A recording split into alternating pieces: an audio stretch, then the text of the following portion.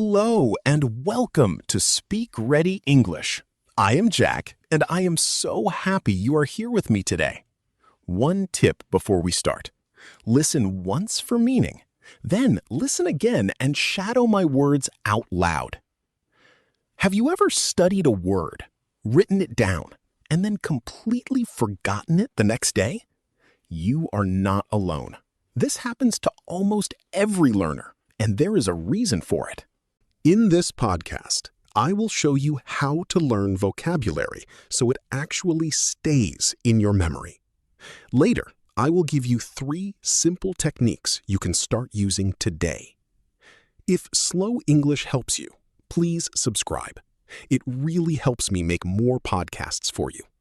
Okay, let us begin. So, why do we forget words? Let me think about the best way to explain this. When you see a word once and write it down, your brain does not think it is important enough to keep. Your brain says, "We only saw this one time. We probably do not need it." That is the real problem. Most learners study a word one time, close the book, and hope for the best. But that is not how memory works. Here is the first technique, and it is the most important one. It is called spaced repetition. This means you review a word again and again, but with time in between. For example, you learn the word exhausted today. Tomorrow, you review it. 3 days later, you review it again. Then 1 week later, then 2 weeks later. Each time you review it, your brain decides to keep it a little longer. Think of it like watering a plant. One time is not enough. You need to come back. The second technique is called meaningful context. This means you do not just write a word and its translation. You write a sentence that is true for your own life. For example, instead of writing exhausted means very tired, write I feel exhausted after a long workday, or my sister is exhausted after studying all night. When a word connects to your real life, your brain holds it much more tightly. Now, let me tell you about a very common mistake I see all the time. Many students look at a word list and try to memorize every single word in one sitting. I completely understand why, because it feels like you are being very productive. But in English learning, quality is much more important than quantity.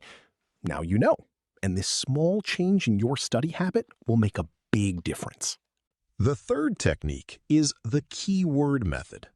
This means you connect a new word to a word or image in your own language that sounds similar. For example, the English word library. Maybe in your language there is a word that sounds a little like it. You create a funny or strange mental picture that links them together. Strange pictures are actually better because your brain remembers things that are unusual or funny much more easily. Are you with me so far? Good.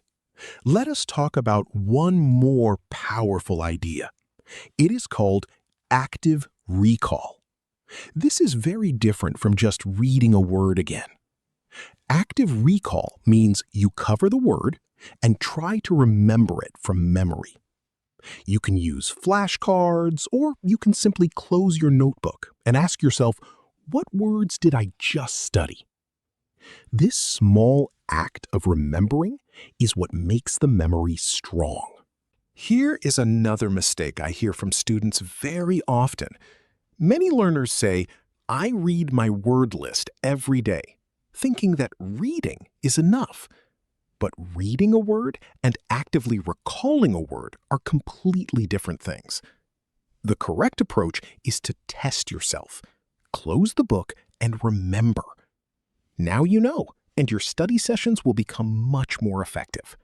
Now, here is something I find really powerful, and not many learners think about this. It is called the emotion trick. Think about this for a moment. Have you ever forgotten something that made you laugh really hard, or something that surprised you completely? Probably not. Your brain is designed to remember emotional moments. So when you learn a new word, try to connect it to a feeling. For example, imagine the word frustrated. Do not just write the meaning. Think of a real moment when you felt frustrated. Maybe you missed a bus, or you could not find your keys. Now say the word out loud and feel that moment again. Frustrated.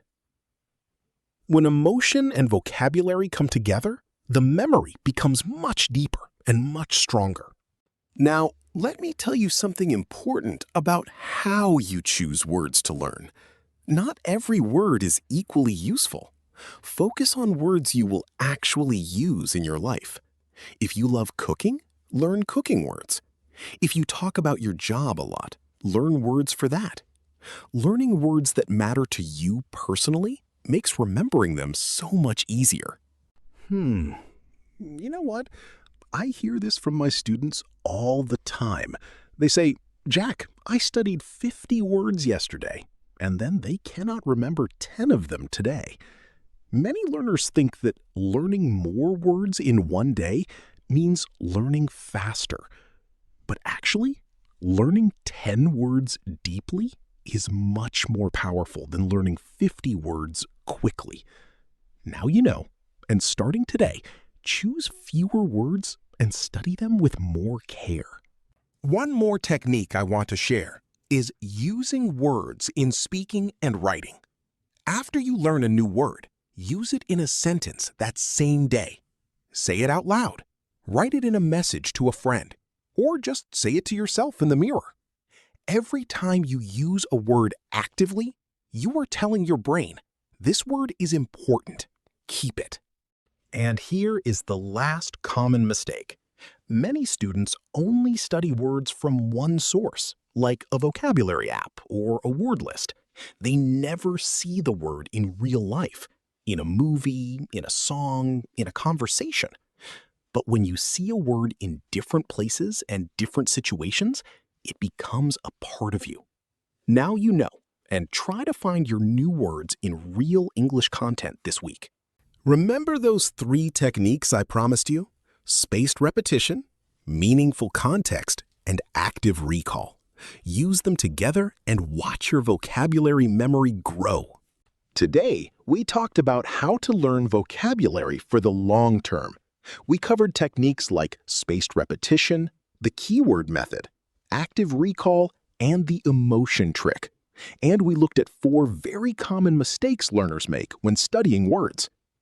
Quick practice. Think of one word you always forget. Connect it to a real emotional moment in your life and say it out loud right now. You are doing really well, and your English is growing every day. Okay, homework time. This week, choose 10 new words and study them using spaced repetition. Review them tomorrow, then 3 days later, then 1 week later. Share one of your sentences in the comments. I read every single one. Thank you for spending this time with me today.